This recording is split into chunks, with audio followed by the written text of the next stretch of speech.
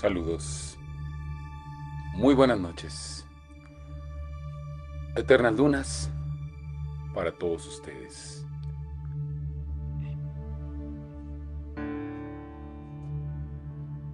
Eternas lunas para todos ustedes, amigos míos. Muy buenas noches. Tal como ofrecimos la ocasión anterior, bueno, venimos con un nuevo tema. Este día miércoles, dentro de las transmisiones que hacemos aquí en Eternas Dunas, con el objeto de congregarlos a todos ustedes alrededor de temas muy interesantes que seguramente a esta comunidad le interesan bastante.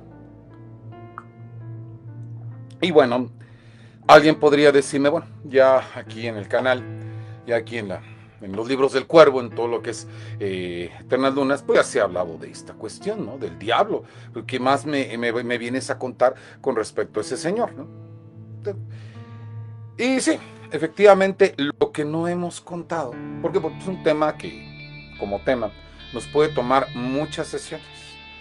Podemos pasar de las sesiones más encendidas en donde se esté hablando del diablo como una cuestión religiosa. Nos tomaría también bastante tiempo hacer las diferenciaciones y por supuesto de diferenciaciones dentro de los grupos que tienden a esta adoración de Satanás, lo que no vamos a hacer en esta ocasión.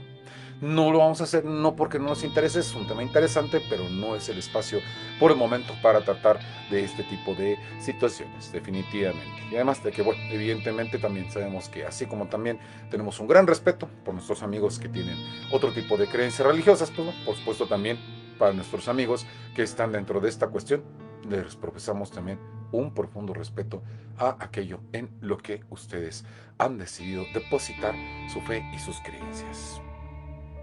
Sin embargo, evidentemente, dentro de estas situaciones, así como hay la necesidad, ya que toca el tema de las creencias, hubo la necesidad hace mucho tiempo de entender algunas cosas con respecto a eso que llamamos el diablo, que surgió de una manera probablemente sorprendente para las personas que de alguna forma piensan que el diablo tiene cierto tipo de situación por la que creyó, por la que se cree en él o por las que hubo la necesidad de crear una imagen de él. Hoy, hoy vamos a platicar un poco de esa cuestión, pero más bien desde el tema de, vamos a decirlo, la representación. Porque, bien, este señor Robert Moschenblatt, con la historia del diablo en los siglos XII al XX, pues ya con eso nos está dando una fecha aproximada de en el momento en el que la gente empezó a hablar de eso que es el diablo. En primera instancia, pues nos vamos a referir al diablo que llamamos occidental. ¿Por qué? Porque, bueno, pues es evidente que todas las culturas tienen una concepción de algo que pueden llamar el diablo y, por supuesto, no pretendemos abarcarlas todas. Por otra parte, bueno, estos son solamente unos apuntes sobre una historia del diablo. El texto del Señor es sumamente completo al respecto, entonces, por supuesto, al igual que todas las cosas que traemos aquí al canal dentro de todo esto, pues es altamente recomendable. Hugo, muchísimas gracias por estar aquí. Saludos y por supuesto, eternas lunas para ti. Qué bueno que te interesaste por el tema del espacio. Pues bueno, estamos empezando a hablar de la cuestión alrededor del texto de Robert Mugenbler, que pues bueno, seguramente algunos conocen de alguna manera si les interesa muchísimo este tema, y pues sabrán que el autor es sumamente serio, sumamente puntual en las cosas que está señalando sobre la historia de esto que llamamos de alguna manera el diablo. Entonces, abrimos nosotros el libro. Y una de las cosas que nosotros nos empieza a dar, pues bueno, evidentemente, pues es abordar un tema que ha inspirado a una gran cantidad de autores. Es decir, desde la perspectiva artística.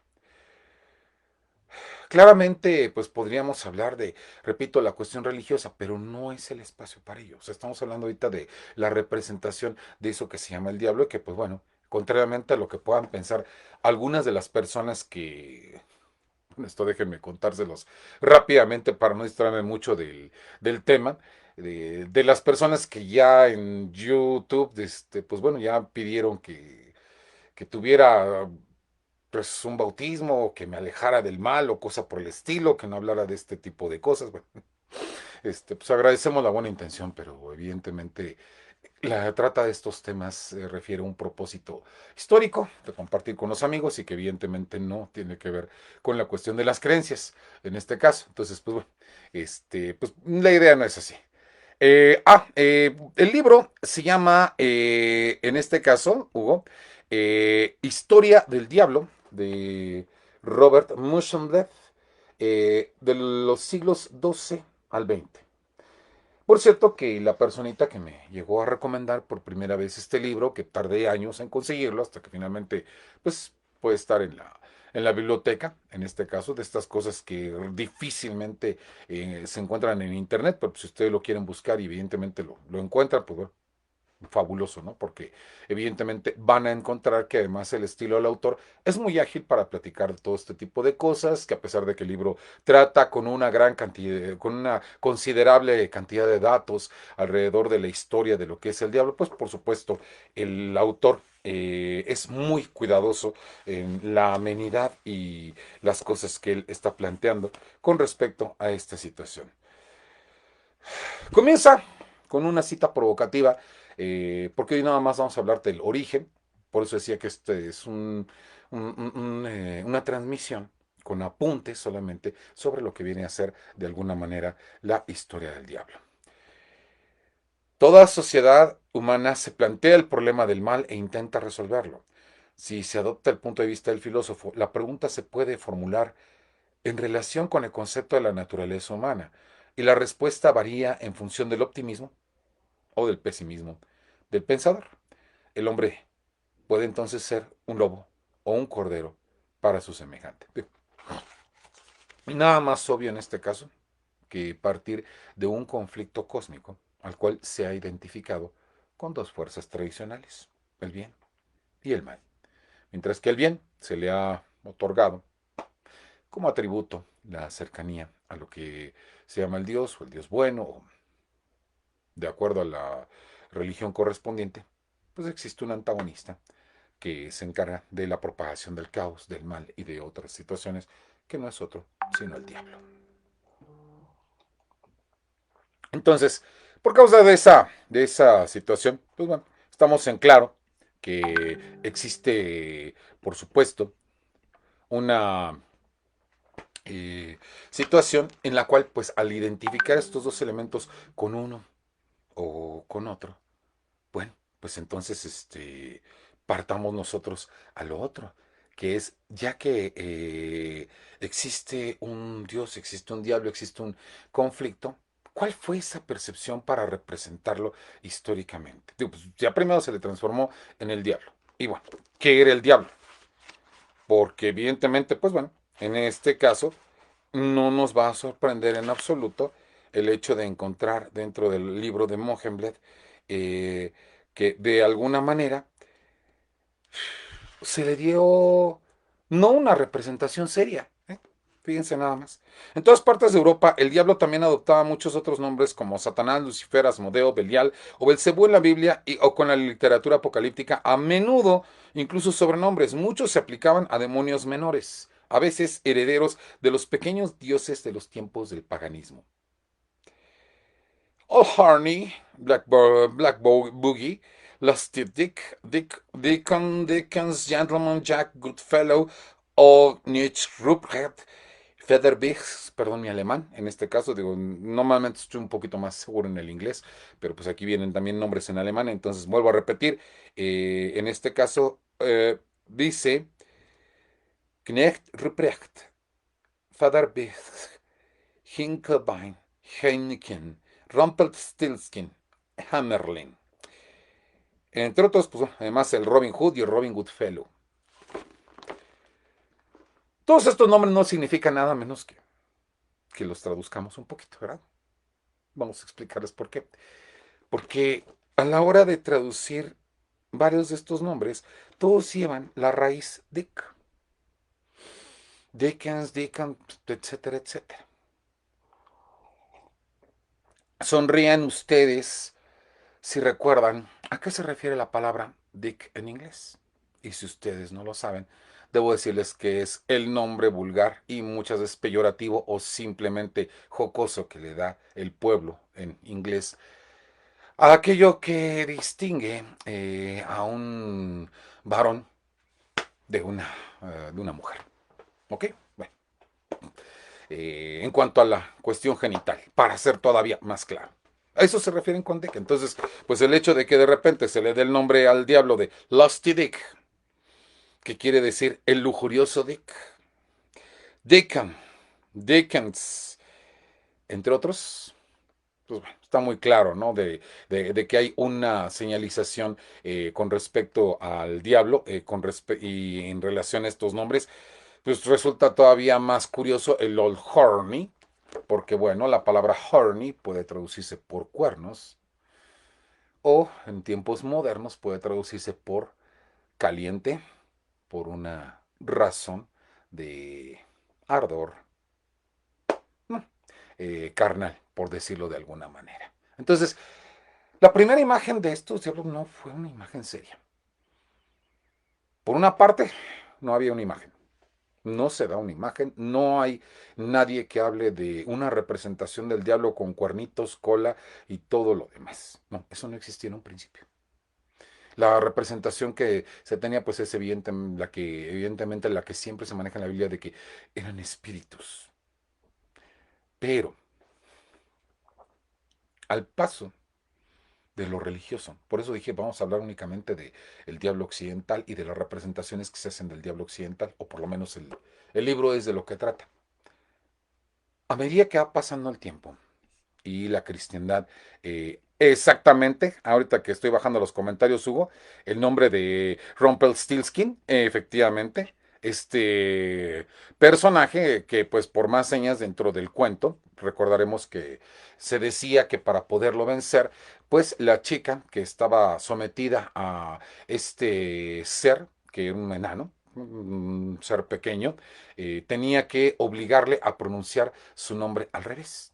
De otro modo, pues iba a volver en la esclava de él, en este caso. Entonces, ese es el trasfondo del famoso Rumpelstiltskin y por supuesto también en el cuento, aunque no se dice claramente, se trata efectivamente de un diablo, porque finalmente, noten ustedes de qué manera se está representando. Yo te hago un favor y por ese favor me voy a cobrar con tu esclavitud. De ahí a decir, estoy haciendo un pacto contigo y tu alma me va a pertenecer cuando termine esta historia, no hay mucha diferencia. Y por supuesto los cuentos de hadas y hablando de todo el folclore de Europa, pues tratan de este tipo de cosas. Por eso decía, es tan importante empezar a ver desde dónde empieza a trazarse una historia del diablo, una historia de la representación del diablo y cómo se representó en la literatura y cómo se empezaron a manejar sus imágenes y cuál era la imagen que se tenía. En un principio, digo, voy a retomar ahorita un poquito, porque también esto lo menciona el libro de Mohammed, lo menciona un poquito más adelante, pero bueno, pues estamos en una charla libre de estas de transmisiones en vivo, entonces creo que vale la pena salirse un poquito de la línea que yo traía en el tema. En todo el folclore europeo y en los cuentos folclóricos, en la experiencia que yo tengo de leer estos cuentos, normalmente el diablo aparece bajo una imagen cómica en la mayor parte de los casos. Porque normalmente siempre es un personaje con mucha astucia, con mucha inteligencia, el que se encarga de hacer un trato con el diablo. Y normalmente se le vence. El Rumpelstiltskin es uno de esos ejemplos. El Rumpelstiltskin es uno de esos ejemplos. Abel Bello, muchas gracias por estar aquí en esta transmisión. Eternal Dunas para ti y por supuesto saludos muy cordiales en esta ocasión que tuvimos la atención de bajarnos un poquito la pantalla. Maestra Yivampi, como siempre, mi Lady Carmila, es un placer y es por supuesto un honor estar contigo en Eternal Dunas y por supuesto compartir este espacio y que compartas este espacio con nosotros. Volviendo a Rumpelstiltskin, como diablo engañado, Rumpelstiltskin, pues evidentemente logra al final, por una artimaña de la chica, pronunciar su nombre al revés. Y ahí pierde la esclavitud. Existen otros personajes que han hecho tratos con el diablo y han logrado salir bien librados de él. Jack O'Lantern. Por ejemplo, hablando de todo este folclore de lo que es de alguna manera lo celta, el cuento de Jack O'Lantern es un ejemplo de precisamente cómo estar burlándose de un diablo, aunque al final pues le dio un castigo, según se cuenta. Jack O'Lantern era un borrachales, entonces el diablo le ayudó a pagar la cuenta, pero el otro ya no quería pagarle con el alma. Entonces estuvo utilizando durante toda la historia una serie de estratagemas que incluían hasta subirse a un árbol y hacer varias cosas para burlarse del diablo. Lo logró, o sea, sí finalmente logra que a partir de una promesa que le hace al diablo, ya no tenga ningún poder sobre él, ¿de acuerdo?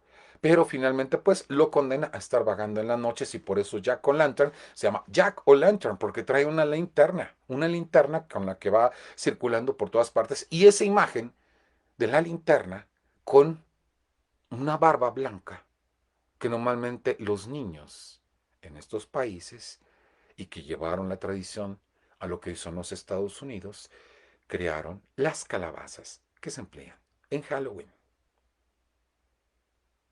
Por lo tanto, ahí tenemos un ejemplo de cómo esta imagen del diablo, burlado en la mayor parte de los casos, porque pues es desde lo que se trata. O sea, se trata de burlarse del diablo.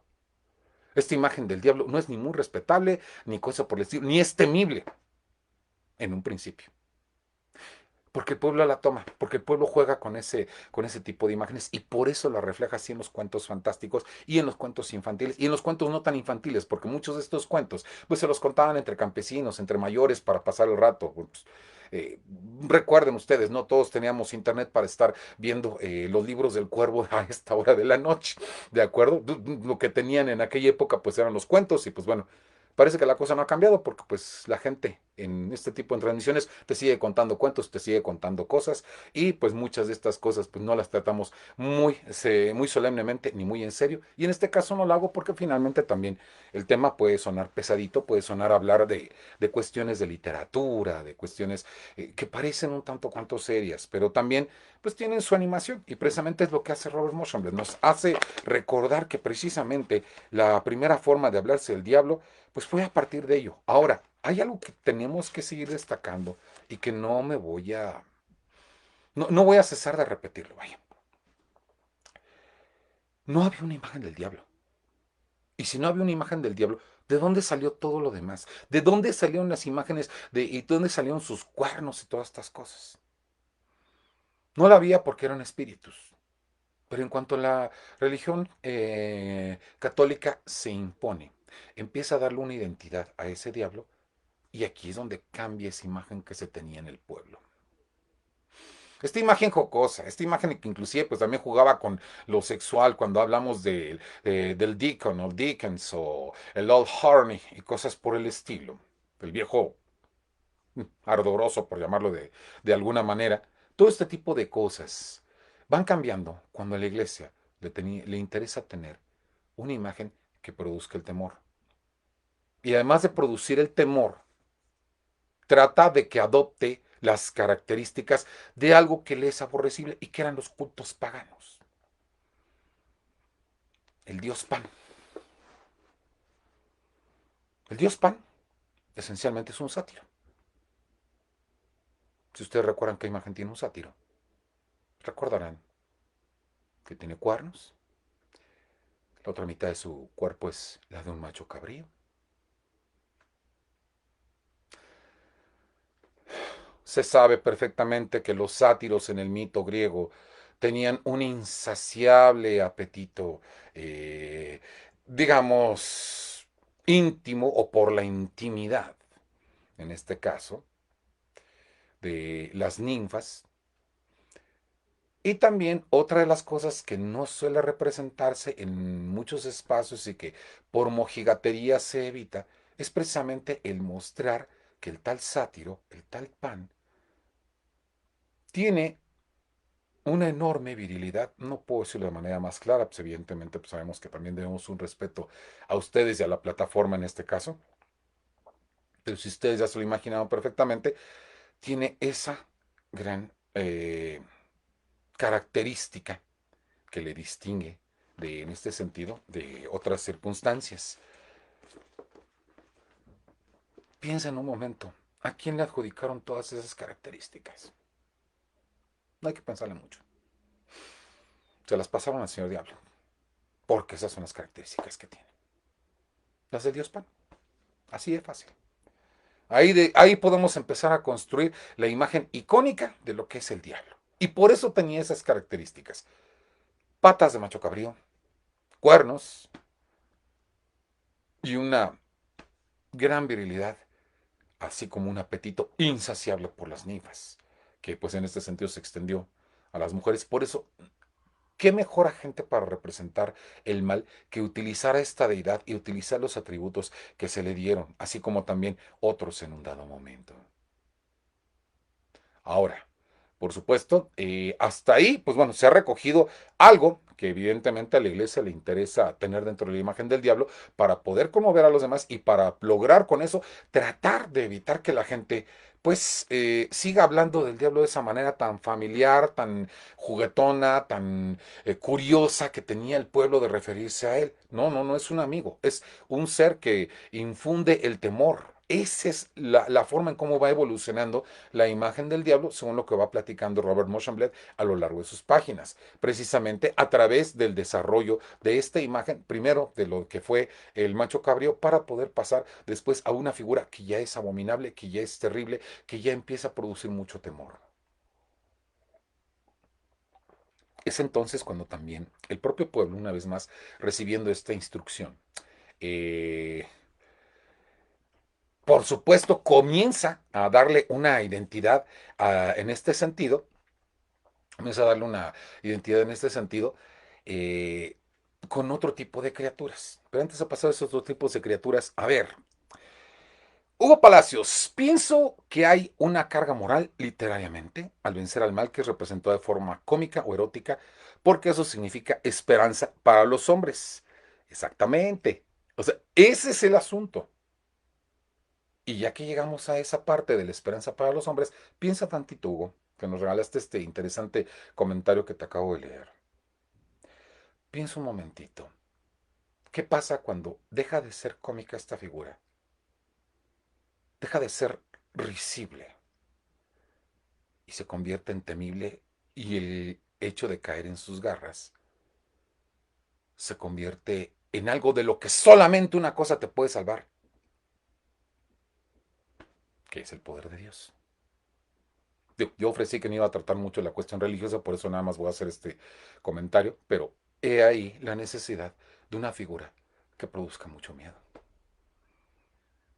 Porque finalmente el otro diablo, el diablo al del que se burla uno, el diablo que puedes burlar en un pacto, pues no les interesa porque ese diablo finalmente puede ser derrotado.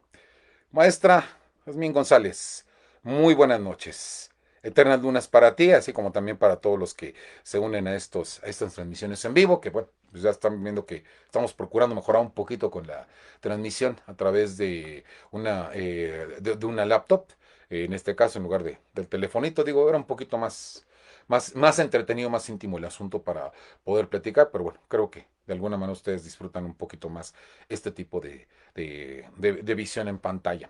Entonces, ya nos dimos cuenta por qué hay esa necesidad de crear un diablo que sea temible a partir de estas características. Y es precisamente como Satán entra en la escena a través de este tipo de representaciones. Las primeras representaciones que se hacen en imágenes de Satán, pues son precisamente algunas que no se parecen muchísimo a la imagen que ahora tenemos un tanto cuanto estereotipada y muy relacionada con el Baphomet, que también es algo que tengo que decir ahorita. No, o sea, que lo haya adoptado la iglesia de Anton Sandor Lavey, la iglesia de Satán, no, no quiere decir que el Baphomet sea satánico. Digo, si tú quieres que sea satánico como todos los símbolos en un dado momento, pues lo puede ser en un dado instante, pero esa es otra historia, ¿de acuerdo? Volviendo al referente que nos planteó Hugo, en este caso, también se abandona esta cuestión cómica porque, pues ya lo dijo de alguna manera, ya lo dijo de alguna manera, el hecho de esta escena en donde se está hablando de una obra de Aristóteles en El nombre de la rosa de Humberto Eco. Una de las cosas que hice. Esto es una comedia, es lo que hizo uno de los monjes, cuando están dándose cuenta de que las páginas de los libros están envenenadas para que no cualquiera pueda volverlas a leer. Es una comedia de Aristóteles. perdón, una comedia de Aristófanes. Ya está yo adjudicándosela a otro autor griego. Una comedia de Aristófanes. Cuando los hombres leen una comedia, se ríen. Cuando un hombre ríe, pues que puede ser feliz. Y el hombre que es feliz no sufre. El hombre que no sufre y que es feliz no tiene necesidad de Dios.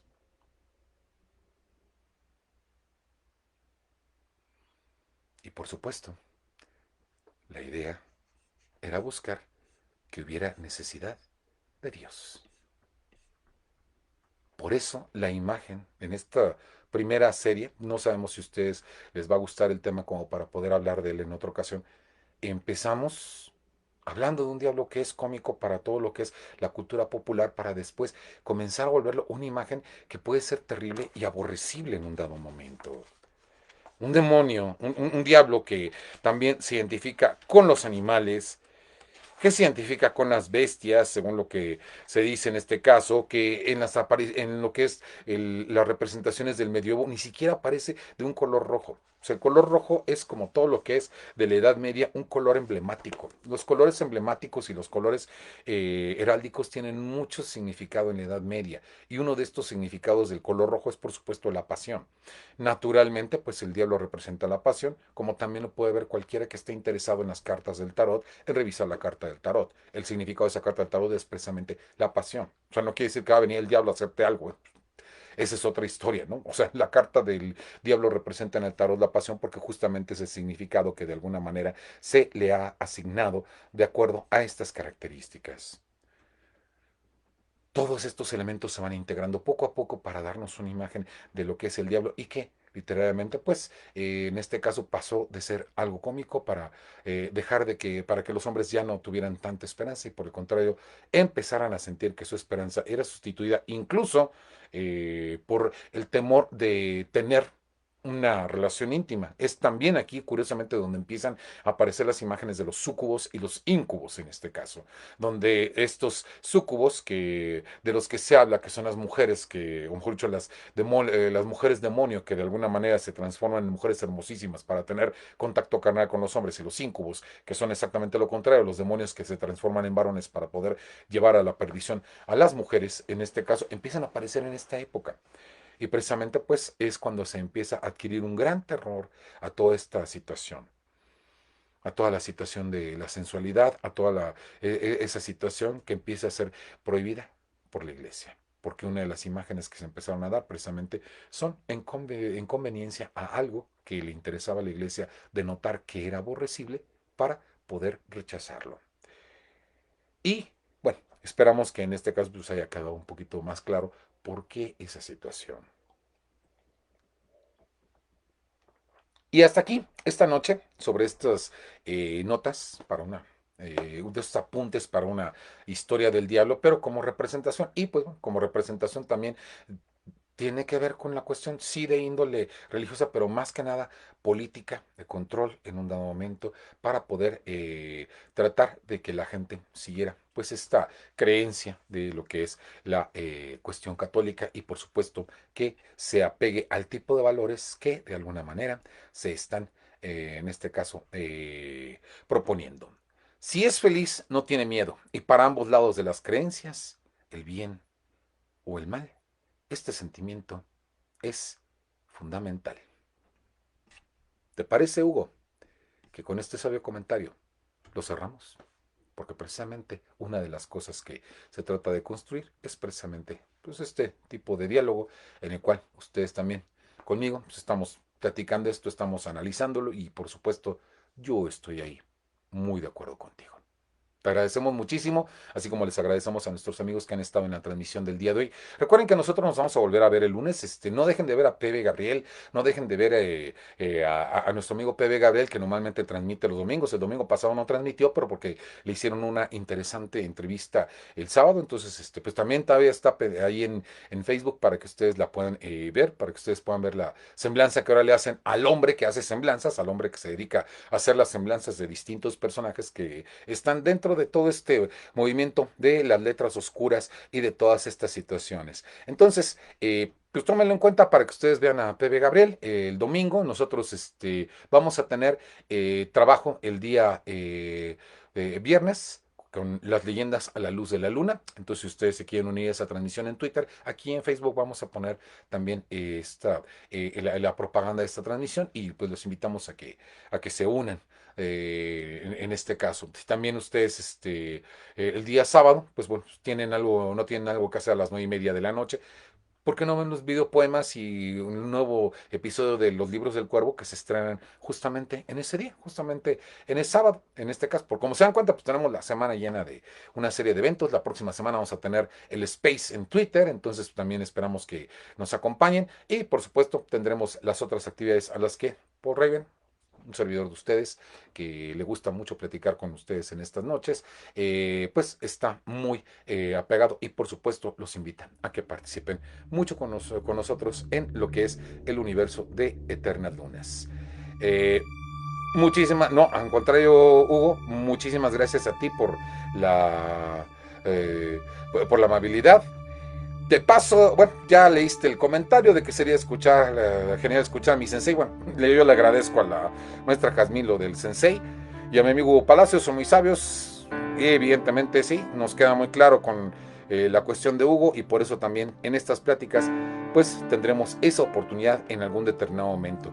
Ahorita no he invitado a nadie a transmisión porque la otra vez nos pasó un accidente en la transmisión que hicimos de los poemas y no fue posible. No sé por qué no había la posibilidad de invitar a nadie. Y ese día me quedé solo transmitiendo yo y no pudo estar la maestra Ivampi, que ya estaba lista, así como el maestro Nathaniel Llano. Entonces queremos resolver ese problema técnico. No sé por qué no nos habrá permitido conectarnos de esa manera. Pero en cuanto lo resuelvan, por supuesto, si el maestro Hugo se quiere integrar en alguna cosa, adelante, ¿no? Ya sabe que puede poner la cámara o no, dependiendo de que si desea que lo vean o algo por el estilo, etcétera. ¿De acuerdo? Tienen que invitarme a la Ciudad de México. Bueno, está bien, vamos a hacerlo. Entonces vamos a ver si en un dado momento es posible, maestra Jazmín. Vamos a ver esa posibilidad para que también, pues, conozca que además de su tierra natal, también acá hay buenas pulquerías, que es lo que dicen que les gusta muchísimo en algunos lares. Solamente me platicaron, ¿eh? No tengo nada concreto al respecto. No los agotamos mucho más. Muchísimas gracias por su presencia y si a ustedes les gustó el tema, si ustedes deciden ver el diferido y hay en que el tema es interesante, lo podemos seguir tratando. Yo de todas maneras voy a preparar otro tema para el próximo lunes. Por lo pronto, Eternas Lunas para todos ustedes. Muchas gracias y buenas noches.